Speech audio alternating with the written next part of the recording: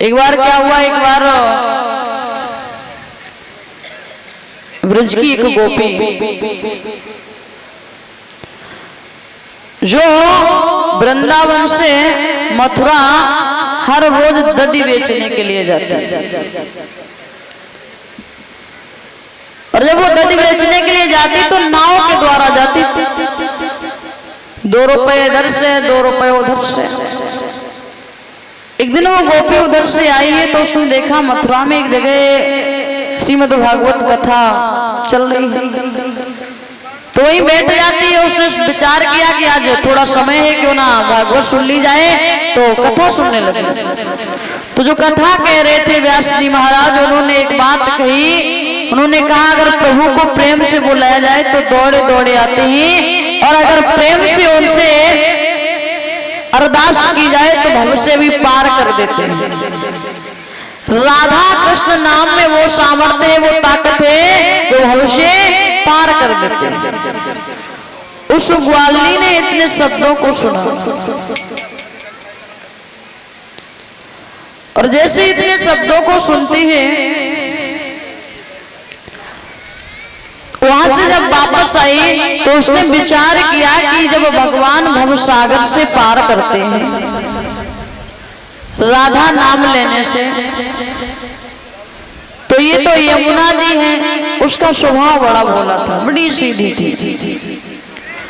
विचार किया कि जब भवसागर तो कोई बड़ी जगह होगी, बड़ा सा सागर होगा, अरे ये तो यमुना जी है, अगर भवसागर में पार हो सकते हैं तो क्या यमुना जी पार नहीं हो सकते। यमुना के तट पर पहुंची, उसने विचार किया आज मैं नाव के द्वारा नहीं जाऊंगी। यमुना के तट पर पहुंची, और जैसे यमुना के तट पर पहुंची तो उसने राधे कृष्ण नाम लेना प्रारंभ किया, और कहा प्रभु मुझे इस पार से उस पार निकाल देना। और वहीं खड़े होकर के उसने आवाज लगाई, एक पुकार लगाई है,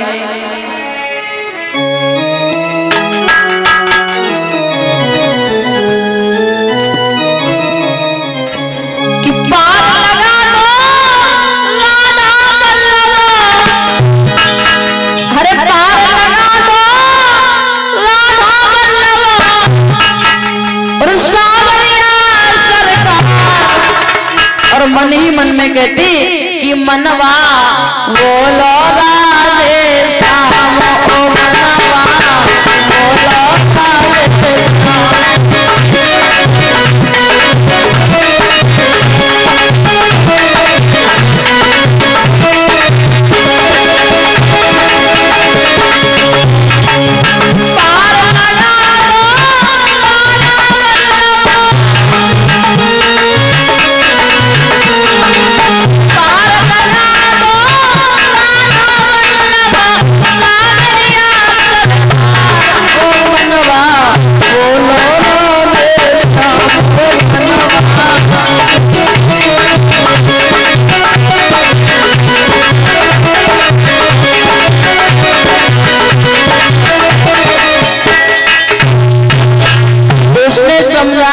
कहा। और जैसे ये कहा तो उसने एक कदम आगे बढ़ाया यमुना जी में जल में, तो उसे लगा कि पैर ठहर रहा है। दूसरा कदम आगे बढ़ाया, तीसरा कदम आगे बढ़ाया, देख रही है कि जल में डूबने जैसा कोई निशान नजर नहीं आ रहा है, और डूबने की कोई प्रक्रिया नजर नहीं आ रही है। इस पार से वो उस पार हो गई, केवल राधा कृष्ण नाम लेते लेते उस पार हो गई। चलती हुई इधर से जाए उधर से आए, इधर से जाए। उसने विचार किया ये बढ़िया गुरुजी ने मंत्र बताया, कम से कम 2-2 रुपए तो बचने लगे। अब 2 महीने हुए, 2 महीने बाद उसने विचार किया, फिर देखा कि वही कथा हो रही है और वही व्यास जी महाराज कथा कह रहे हैं। तो उसने सोचा कि इन्होंने इतना अच्छा मंत्र बताया, तो क्यों ना आज इन्हें हम आमंत्रित करें, अपने आप बुलाएं निमंत्रण के लिए। वो ग्वाली पहुंची और उस ग्वाली ने जाकर के दोनों हाथ जोड़ करके एक बात की, महाराज आज संध्या के समय हमारे यहाँ आपका निमंत्रण है, आप सादर आमंत्रित हैं, तो आप हमारे यहाँ भोजन के लिए चल।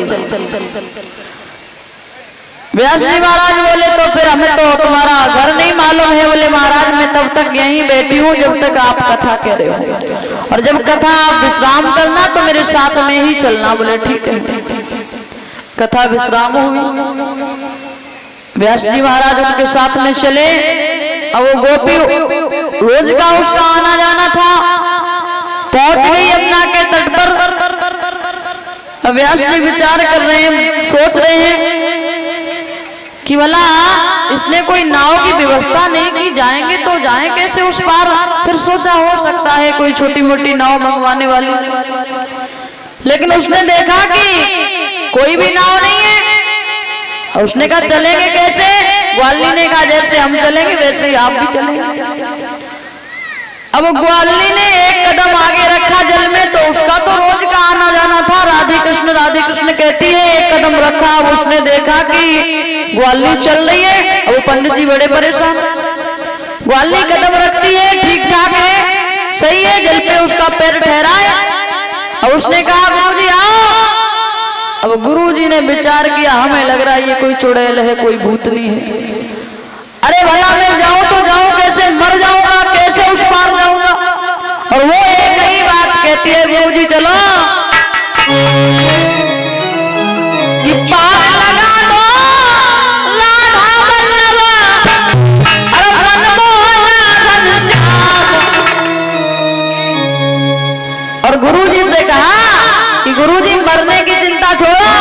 अरे गुरुजी बोलो राधे श्याम, गुरुजी बोलो राधे श्याम।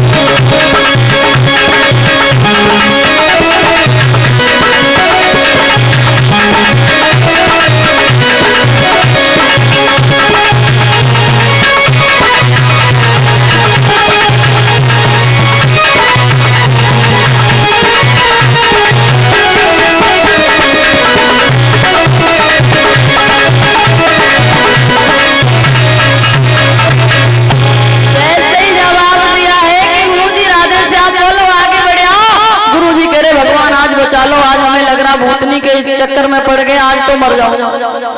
अब वो तो सिर्फ यही कहती है राधे श्याम बोलो, गुरुजी आगे बढ़ो। उसने गुरुजी की कलाई को पकड़ा और जैसे ही आगे की ओर खींचा, पहली बार में गुरुजी यहाँ तक चले गए। उसका तो रोज का आना जाना था, उसे विश्वास था भगवान पे। अब गुरुजी कहते हैं तू जानती नहीं है मुझे, मैं अपने बेटे से कह करके तुझे प्रताड़ित करवाऊंगा, दंडित करवाऊंगा। तुझे नहीं मालूम मेरा बेटा बहुत अच्छी सर्विस करता है। उसने एक भी बात नहीं सुनी, वो सिर्फ यही कह रही है गुरुजी राधे श्याम बोलो। लेकिन गुरुजी नहीं बोल रहे।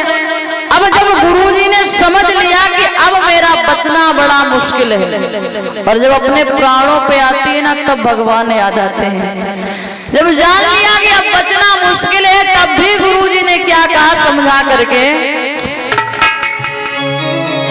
कि आज बचा लो राधा वल्लभा, और खतरे में मेरे प्राण। तब ग्वाली ने फिर कहा, इसीलिए तो कह रहे हैं गुरुजी कि गुरुजी बोलो राधे श्याम, गुरुजी बोलो राधे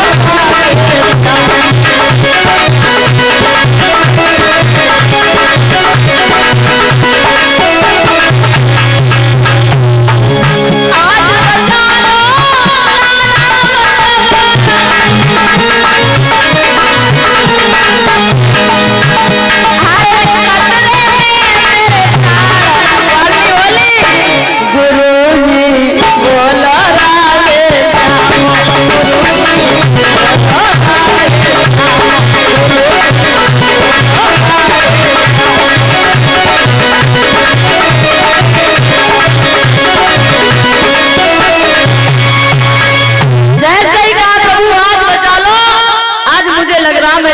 नहीं रहूंगा।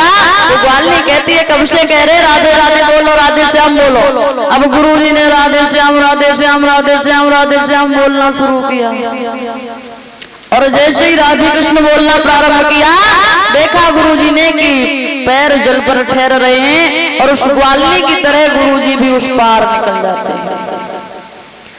उसके घर पे पहुंचे, उसने दूसरे वस्त्र ला करके दिए हैं, गुरुदेव आप इन वस्त्रों को धारण कर लो। भोजन करवाया है, उन्हें लगा, उन्होंने विचार किया हम तो समझ रहे थे कोई पिशाचनी है, कोई भूतनी है, लेकिन ये तो हमारी तरह इंसान ही है। पूछा एक बात बताओ बेटी, तुम्हारे गुरु कौन है, तुम्हें ये मंत्र किसने दिया, और तुम ऐसे रोज आती जाती हो कैसे? उसने जवाब दिया गुरुजी एक दिन हम मथुरा गए थे दधी बेचने के लिए, हमारा रोज का काम है। हाँ, आपकी कथा हो रही थी, मैंने कथा सुनी, आपने ये कह दिया कि राधा कृष्ण नाम लेने से भव से पार हो जाते हैं। तो मुझे लगा भव सागर बड़ा होगा, यमुना जी छोटी है, क्यों ना यमुना जी को ही पार करके देख ले। तो मैंने राधा कृष्ण नाम लिया, मैं यमुना जी पार हो गई, और मैं हर रोज वैसे ही आती जाती हूँ जैसे आ जाई। मुझे लगा कि 2 रुपए इधर से लगते, 2 रुपए उधर से लगते, रोज का खर्चा बच गया, तो क्यों ना आज आपको आमंत्रित कर दे। इसीलिए ये मंत्र भी आपने ही दिया है। उन्होंने दोनों हाथ जोड़े, चरणों में गिर गए, क्षमा करना बेटी, मुझे नहीं मालूम था। अरे मैं सारे जीवन सबको बताता रहा, लेकिन मैंने खुद आज तक नहीं समझ पाया, लेकिन आज समझ में आ गया। तो भगवान की भक्ति न जाने कब वो किस पे प्रबल हो जाए, और किस रूप में कहां नजर आ जाए, इसका कोई पता नहीं, कोई मालूम नहीं है। बोलिए गोविंद भगवान